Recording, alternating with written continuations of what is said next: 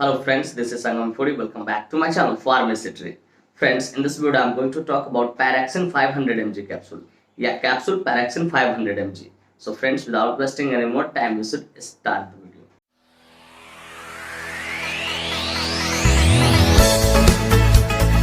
इस वीडियो ना सिर्फ जानकारी के उद्देश्य से बनाया है। इस वीडियो को देखने के बाद कोई भी मेडिसिन आप खुद से इस्तेमाल ना करें, कतई सेल्फ मेडिकेशन ना करें. Friends, actually don't support self medication at all. So before taking or using any medicine, you must consult your doctor. कि कोई भी दवा लेने से पहले या इस्तेमाल करने से पहले आप अपने डॉक्टर से एक बार जरूर कंसल्ट करें. तो फ्रेंड्स, चलिए वीडियो की शुरुआत करते हैं. फ्रेंड्स, आज का हमारा टॉपिक है Paraxin 500 mg capsule. Friends, Paraxin 500 mg capsule बहुत ही शानदार, बहुत ही प्रसिद्ध शेड्यूल एच कैटेगरी का मेडिसिन है, जिसका इस्तेमाल जनरली बैक्टीरियल इन्फेक्शन को ठीक करने के लिए किया जाता है. और थोड़ा सा ज्यादा बैक्टीरियल इन्फेक्शन हो गया, सीवर कह सकते हो आप, सीवर बैक्टीरियल इन्फेक्शन को ठीक करने के लिए किया जाता है. फ्रेंड्स, थोड़ा देर पहले मैंने क्या बोला कि ये क्या है, शेड्यूल एच कैटेगरी का मेडिसिन है. चलिए जरा इसे समझ लेते हैं. Dear viewers, schedule H category कहने का अर्थ होता है कि कोई भी वैसा मेडिसिन, ठीक है, कोई भी वैसा मेडिसिन जिसे खरीदने के लिए हमें डॉक्टर की पर्चे की जरूरत पड़ेगी ही पड़ेगी, ठीक है, उसे हम लोग क्या बोलते हैं, शेड्यूल एच कैटेगरी का मेडिसिन बोलते हैं. सिंपली समझ लिए कि अगर इस मेडिसिन को आपको खरीदना है तो आपको डॉक्टर का प्रिस्क्रिप्शन चाहिए, प्रिस्क्राइब किया हुआ, लिखा हुआ कि हाँ ये मेडिसिन, तभी आपको मेडिकल शॉपकीपर वाला कोई आपको देगा.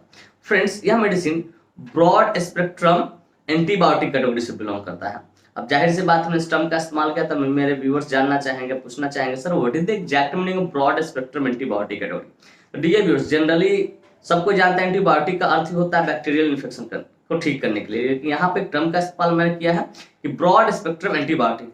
चलिए जरा मैं इसे क्लियर करता हूँ और मैं कोशिश करूंगा कि सरल से सरल, सिंपल से सिंपल शब्दों में आपको समझाऊं, ताकि आप अच्छी नॉलेज यहाँ से गेन कर सको और उसका यूटिलाइज कर सको.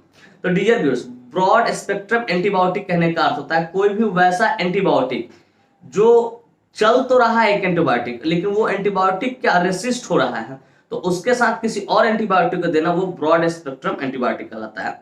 सिंपली इतना समझिए कि जैसे मान लीजिए किसी को एंटीबायोटिक 625 चल रहा है, क्लाबम 625 चल रहा है और वो काम नहीं कर रहा है, तो रेसिस्ट हो रहा है सही से, तो उसके साथ इसको अगर दिया जाए, इस मेडिसिन को या दूसरे एंटीबायोटिक को, तो उसको बोलते हैं ब्रॉड स्पेक्ट्रम एंटीबायोटिक बोलते हैं. सिंपली इतना समझिए, और ज्यादा डिटेलिंग के लिए कभी हम इस पर अलग से बात करें. ब्रॉड स्पेक्ट्रम एंटीबायोटिक होता है क्या, उसको विशेष सिंपली समझिए कि जो एंटीबायोटिक चल रहा है, ठीक है, वो रेसिस्ट कर रहा है, काम नहीं कर रहा है, तो उसके साथ कोई एक और एंटीबायोटिक को जोड़ा गया, ठीक है, कि ताकि वो रेसिस्टेंस क्या हो, दूर हो जाए, तो ब्रॉड स्पेक्ट्रम कहते हैं. सिंपली इतना समझिए, इस पर कभी विशेष चर्चा हम लोग करेंगे. तो डियर व्यूअर्स, मैं उम्मीद करता हूं कि ये बातें आपको अच्छे से समझ में कि ब्रॉड स्पेक्ट्रम एंटीबायोटिक क्या होता है. फ्रेंड्स, चलिए अब बात करना चाहेंगे कौन सी कंपनी इसको मैन्युफैक्चर करती है, क्या इसमें मॉलिक्यूल्स पाए जाते हैं, क्या इसकी यूसेज होता है, क्या इसके कंट्रा इंडिकेशन होते हैं, क्या इसके साइड इफेक्ट होते हैं, क्या इसके डेंजरस साइड इफेक्ट होते हैं, क्या इसके मोड ऑफ एक्शन होता है और क्या इसके डोज होते हैं. इन सारी बातों को हम लोग समझेंगे इस वीडियो में बहुत डिटेल से. Friends, I will make you understand each and everything in a very simple way. Friends, मैं यहाँ पे हर एक चीजों को बहुत शानदार तरीके से और बहुत सस्ता तरीके से आपको समझाऊंगा. तो friends, first of all I would like to talk about which company manufactures it. Friends, चलिए सबसे पहले हम लोग ये जान लेते हैं कि कौन सी कंपनी इस मेडिसिन को मैन्युफैक्चर करती है. तो फ्रेंड्स, इस मेडिसिन को अबॉट फार्मास्यूटिकल इंडस्ट्री द्वारा मैन्युफैक्चर किया था, जो कि अपने आप में काफी प्रसिद्ध, काफी हाईली रेप्यूटेड फार्मास्यूटिकल इंडस्ट्री है.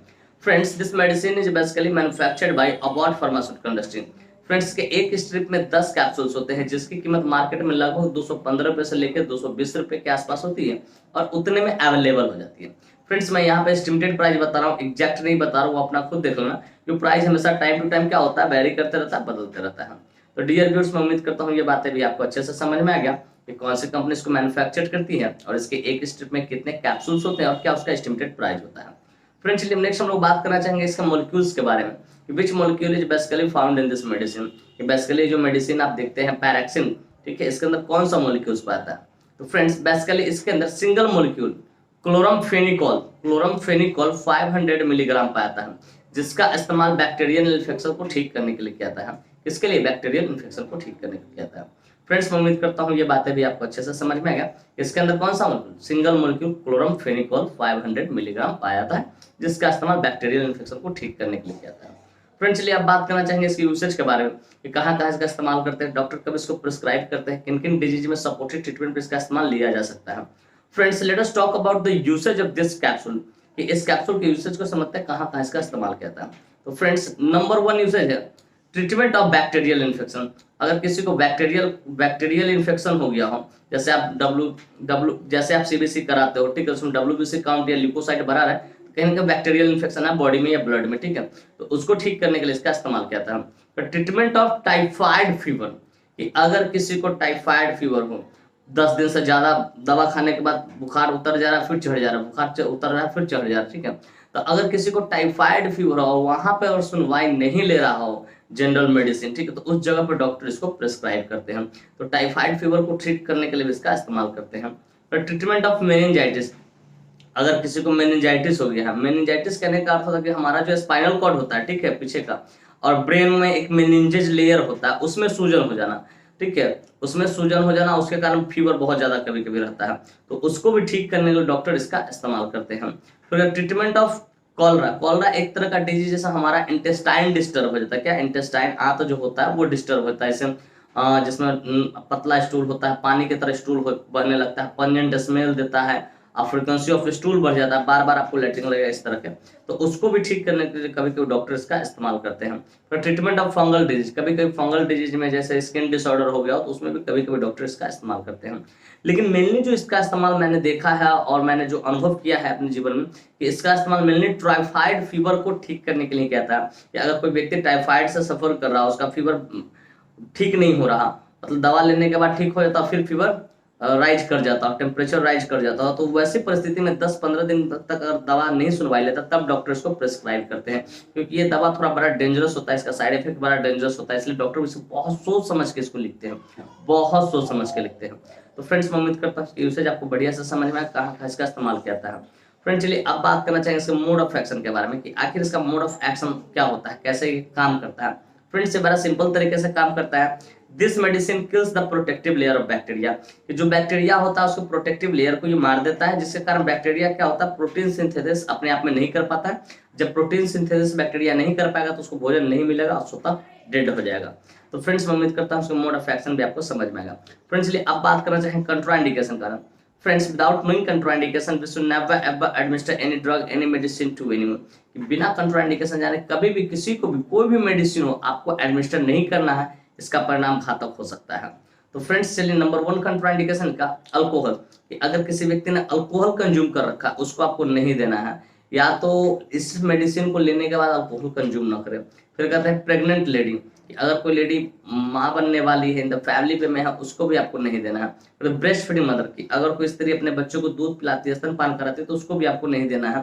फिर तो लिवर डिजीज और किडनी डिजीज, कि अगर कोई व्यक्ति लिवर डिजीज और किडनी डिजीज से सफर कर रहा है तो उसको भी आपको नहीं देना है बिना डॉक्टर से कंसल्ट किए, क्योंकि डॉक्टर ही डिसाइड करेंगे सुटेबल डोज क्या होगा उस टाइप के पेशेंट के लिए। और उसके बाद कहते हैं अगर कोई ब्लड थिनर मेडिसिन ले रहा है, जैसे हिपैरिन हो गया, वारफरीन हो गया, ठीक है, ब्लीडिंग डिसऑर्डर का या ब्लड डिसऑर्डर का कोई दिक्कत है, ठीक है, तो उसको भी आपको नहीं देना है बिना डॉक्टर से कंसल्ट किए, क्योंकि ये थोड़ा सा घातक मेडिसिन होता है, इस बात को याद रखिएगा। तो फ्रेंड्स, मैं उम्मीद करता हूँ कि इसके कंट्राइंडिकेशन भी आपको बढ़िया से समझ में आ गया कि इसके क्या कंट्राइंडिकेशन होता है। इस तरह कोई भी कंट्राइंडिकेशन का हिस्ट्री मिले उस पेशेंट को आपको नहीं देना है। फ्रेंड, चलिए अब बात करना चाहेंगे साइड इफेक्ट्स के बारे में। फ्रेंड, जितने भी एलोपैथिक मेडिसिन होता है उसका कुछ ना कुछ तो साइड इफेक्ट होता ही है, ठीक है, कुछ ना कुछ तो साइड इफेक्ट होता है। ठीक उसी प्रकार से इसका भी कुछ साइड इफेक्ट है, ठीक है, जो कि इस प्रकार है। नंबर 1 है नोजिया, आपका जी मिचला। फिर कहते वॉमिटिंग, हो सके तो आपको उल्टी हो जाएगा। फिर कहते डायरिया, हो सके आपका को जो स्टूल है वो पानी की तरफ पतला हो जाए। फिर ब्लीडिंग डिसऑर्डर, हो सकता है कभी कभी ब्लीडिंग डिसऑर्डर भी आपको हो सकते हैं।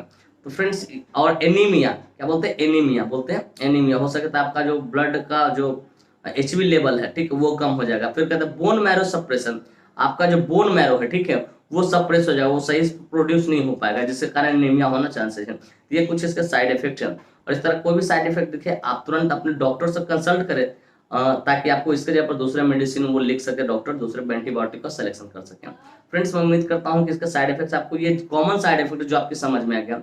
लेकिन यहाँ पे अब जो मैं साइड इफेक्ट बताने जा रहा हूँ वो बड़ा डेंजरस है, बड़ा हजारडुअस है, जिसके कारण डॉक्टर इसको बहुत कम प्रेस्क्राइब करते हैं, बहुत सोच समझ के प्रेस्क्राइब करते हैं। और इसलिए डॉक्टर इसको मना भी करते हैं कि 9 के बराबर लेने के लिए। जब ऐसी परिस्थिति हो, ठीक ना हो रहा, तभी डॉक्टर इसको लिखते हैं या प्रेस्क्राइब करते हैं। और आप भी लेते हैं तो इसको थोड़ा सा इसके साइड इफेक्ट को बढ़िया से समझिए, जो कि डेंजरस है, इसलिए थोड़ा सोच समझ के इसका डोज लीजिएगा। तो फ्रेंड्स, चलिए इसका डेंजरस साइड इफेक्ट या हजारडुअस साइड इफेक्ट्स मैं आपको बताता हूँ। नंबर 1 है ल्यूकेमिया। इस मेडिसिन का जो सबसे खतरनाक साइड इफेक्ट है वो ल्यूकेमिया, हो सकता है आपको कैंसर भी हो सकता है। उसके बाद अप्लास्टिक एनीमिया। अप्लास्टिक एनीमिया एक तरह का डिजीज होता है जहां बोन मैरो जो होता है वो आरबीसी को प्रोड्यूस ही नहीं करता है, जिसके कारण ब्लड की कमी होना जाता है, ब्लड में एचबी लेवल की कमी हो जाना, बार बार खून कम जाना बॉडी में, ठीक है, वो हो सकता है, ये खतरनाक। फिर ब्लीडिंग डिसऑर्डर, इसमें ब्लड में भी ब्लीडिंग डिसऑर्डर मतलब अगर किसी को कट फट गया हो तो उसका जो ब्लीडिंग डिसऑर्डर, ब्लड जब बहने लगेगा, ठीक है, तो बंद होने का नाम नहीं लेगा, ये खतरनाक साइड इफेक्ट है, ऐसे में इंसान की जान भी जा सकती है। और नंबर 4 है ब्लड इन्फेक्शन, हो सके आपको ब्लड में भी किसी प्रकार का इन्फेक्शन हो सकता है। ये 4 इसके डेंजरस साइड इफेक्ट है, जिसके कारण कोई भी लोग या कोई भी डॉक्टर इसको कम प्रिस्क्राइब करते हैं, न के बराबर करते हैं, क्योंकि ये बहुत बड़ा अपने आप में ये खतरनाक साइड इफेक्ट है। इसलिए जब भी आप इस मेडिसिन को ले तो बिना डॉक्टर से प्रिस्क्राइब किए हुए न ले, खुद से सेल्फ न ले, ठीक है, इस बात को याद रखिए। तो फ्रेंड्स मैं उम्मीद करता हूँ कि इसका डेंजरस साइड इफेक्ट, हजार साइड इफेक्ट भी आपको बढ़िया से समझ में आ गया, और यही कारण है कि डॉक्टर इसको बहुत कम प्रिस्क्राइब करते हैं। फ्रेंड्स चलिए आप बात करना चाहेंगे डोज के बारे में। फ्रेंड्स डोज हमेशा डिपेंड करता है एज पे, बॉडी वेट पे, जेंडर पे, सिविलिटी पे, इन सारी चीजों पर डिपेंड करता है। लेकिन यहाँ जो मैं डोज बता रहा हूँ जनरली एडल्ट के लिए बता रहा हूँ, जिनकी उम्र 18+ हो उनके लिए बता रहा हूँ। 1/BD, आप इसको खाना खाने के पहले भी ले सकते हैं, बाद भी ले सकते हैं, दोनों तरीके से इसको लिया जा सकता है। और जरूरत पड़े तो TDS भी चलता है, लेकिन वो डॉक्टर डिसाइड करेंगे, आप खुद डिसाइड नहीं करोगे। तो फ्रेंड्स मैं उम्मीद करता हूँ इसका डोज भी आपको बढ़िया से समझ में आएगा। फ्रेंड्स मैं उम्मीद करता हूँ ये बात एकदम शानदार तरीके से आपको समझ में आ गया कि पर एक्शन कैप्सूल क्या होता है, कौन सी कंपनी इसको मैन्युफैक्चर करती है, क्या इसमें मोलिक्यूल्स पाए जाते हैं, क्या इसके यूसेज होते हैं, क्या इसके कंट्राइंडिकेशन होते हैं, क्या इसके साइड इफेक्ट होते हैं, क्या इसके डेंजरस साइड इफेक्ट होते हैं, क्या इसके डोज होते हैं। और साथ ही साथ मैं ये भी उम्मीद करता हूँ कि मेरी यह वीडियो काफी इन्फॉर्मेटिव, काफी इंटरेस्टिंग, काफी जबरदस्त लगी होगी आपको, और मेरे इस वीडियो से आप लोगों को बहुत कुछ सीखने को मिला हो। फ्रेंड्स बाकी में मेरी वीडियो इन्फॉर्मेटिव इंटरेस्टिंग लगी। Friends, if you find this video informative and interesting, hit the like button, subscribe my channel, and don't forget to share it with your medical friends and common friends. Thank you for watching this video. Bye bye, take care. फिर मिलते हैं next video में, तब तक स्वस्थ रहिए, मस्त रहिए, ख्याल रखिए अपना और अपने परिवार का। थैंक यू, धन्यवाद।